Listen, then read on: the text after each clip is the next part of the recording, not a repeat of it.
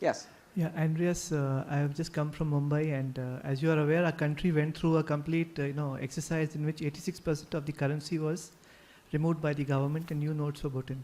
Interestingly, at that time, the interest in Bitcoin has surged. On Friday, I had a meeting. I had a chance to discuss. In India, we are coming out with our own digital identity platform called Aadhaar, by which every Indian's 13 biometrics are put on a unique number, and they have a whole process of deduplication. So I had a chance to ask him on this whole issue of how would blockchain fit into this entire. So he said not right now. His opinion was that with an Aadhaar-based system where you already have identity available if you need, the blockchain would not really play a large role in that. I just wanted your perspective on that. So for those who may not have heard the details of the question, India went through a demonetization exercise where 86% of the currency was withdrawn with 4 hours notice. And for some odd reason, interest in Bitcoin skyrocketed thereafter. So the next question was that India is now building an identity and biometric management system called HackMe. Aadhaar. Yeah, okay. It's not called HackMe, please. I get the point. I get the point.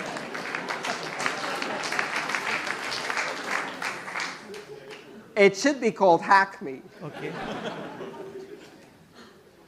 Or bribe me and I'll make you whoever you want. Okay. I can't wait. Okay. I think the most important criteria for systems like that is that everyone should be registered, including the politicians who voted for it. And then I hope that the first people who get hacked are them. And then they get to see why that's a bad idea. Okay. The fundamental problem with systems like this is the same problem with all of the systems that we're trying to fix. It's not whether it's stored on a database or a blockchain that really is a database, but with better chances of getting VC funding. It's really about, is it centralized or decentralized? That's the question. And all of these identity systems managed by governments, are centralized in their very nature. Okay. And they are the source of inequality, injustice, misery, and corruption on a massive scale. And you can't change that. Thank you. Thank you. You can't change that by putting it into a different type of database. You need to address the issue of centralization. Let's go on this side. Ansel. So just a question from the community as well. SegWit versus Bitcoin Unlimited. What's your opinion on it? Okay. So this is the kind of really, really difficult question. But at the same time, it's fairly easy. I'm in favor of activating SegWit. I'm in favor of activating SegWit now. The reason for that, and don't applaud, form your own damn opinion. I am no more the authority you should listen to than anyone else. This is not a system of belief where I said FC Barcelona and you go, yeah! Make up your own mind. I'll tell you why I think that's true. I think SegWit should be activated now because it solves a number of different problems. It's the best tested solution that exists. I also think that I will make a disclosure. I used to think that big blocks would be better about 2 years ago. And I ran Classic and XT to evaluate them. I ran Bitcoin Unlimited too. Not because I thought that we should hard fork to those, but to evaluate the software and understand how it works.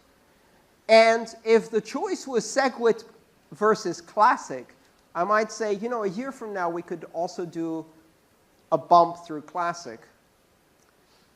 The problem with Unlimited, in my opinion, is that it doesn't change the rules. It changes or sets the rulers who then get to change the rules. And that is a very dangerous thing to do in Bitcoin, especially if it's done as a contentious hard fork. I think Bitcoin Unlimited is a completely untested system of consensus. If somebody wants to test that with 51%, it's going to be an interesting experiment. Bitcoin is going to get attacked eventually. Maybe it's better if it gets attacked sooner rather than later. If you hold Bitcoin as an investment, this will be painful. So hard forking Bitcoin with a low percentage and without very broad consensus will damage Bitcoin. We will end up with two chains that will survive, and the sum of their value will be far less than the sum of value we have in Bitcoin today. I think that's a very bad idea. Not my choice. However, here's something I can tell you. Bitcoin as a currency, as a means of exchange, the way I use it for getting paid for my job, works at $200, at $2,000, and at $20. It doesn't change for me. Bitcoin as a stable store of value, however, doesn't work with a hard fork. So it really depends on what you use it for. And there's probably a broader discussion to be had there.